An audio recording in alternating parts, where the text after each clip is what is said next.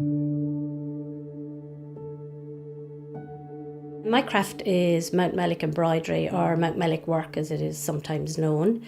It's an old traditional craft that's 200 years old, that's unique to this town in Mountmellick. It's white on white embroidery, edged with a knitted lace, and using the local flora and fauna as the designs that we work on. And it was originally used for household items like bedspreads and pillow shams, night dress cases and toilet mats and things like that. But over the years it has evolved, and in order to keep it alive, we still use the old traditional patterns, but we've used them now in more usable items that can be used in the house to keep the tradition alive and to keep people interested in continuing to do the work. My first piece of Mountmellick work I did when I was 9. I was in 4th class with Sister Teresa Margaret McCarthy, who is the nun who is credited with reviving the craft. She was doing some research on it at the time, and she used us children to practice it. I didn't do any more of it then till she collaborated with a lady, Jane Houston Almquist, to produce a book in 1985. And my mother bought me that book as a gift for Christmas with some fabric and thread. So I joined Sister Teresa's class back in 1985. And as I say, the rest is history. I'm still doing it. I like pansies and roses, so I nearly incorporate those into all of my work. So I would look at the old patterns and the old designs that I have copies for. So I would use my tracing paper. So I trace out a design first. Then I photocopy it, and then I would have my fabric, and I use old carbon paper, blue carbon paper.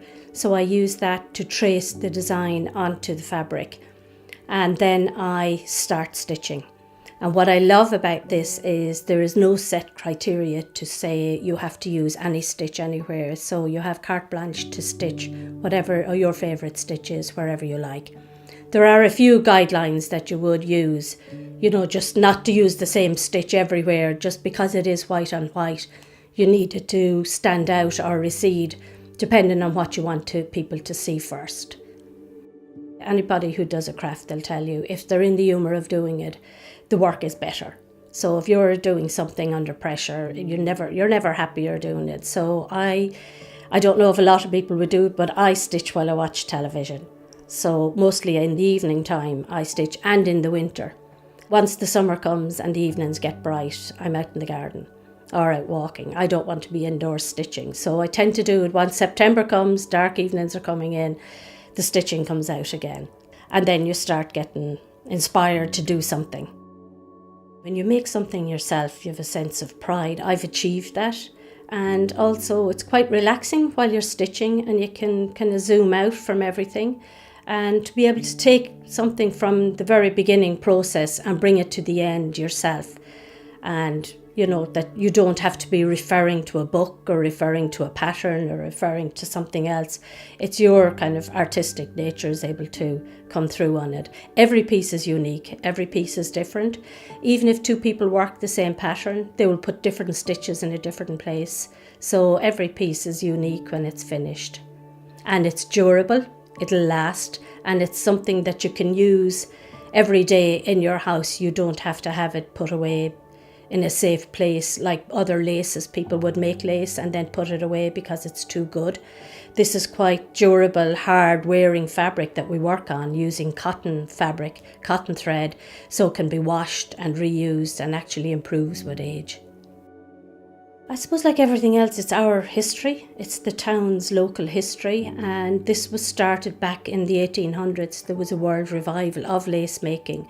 So there was a cotton industry in the town at the time. So the ladies used the cotton that was being produced and the threads that were being produced here in the town, drew their own designs from the local flora and fauna and stitched them into items that they could use. And over time then it developed into a cottage industry.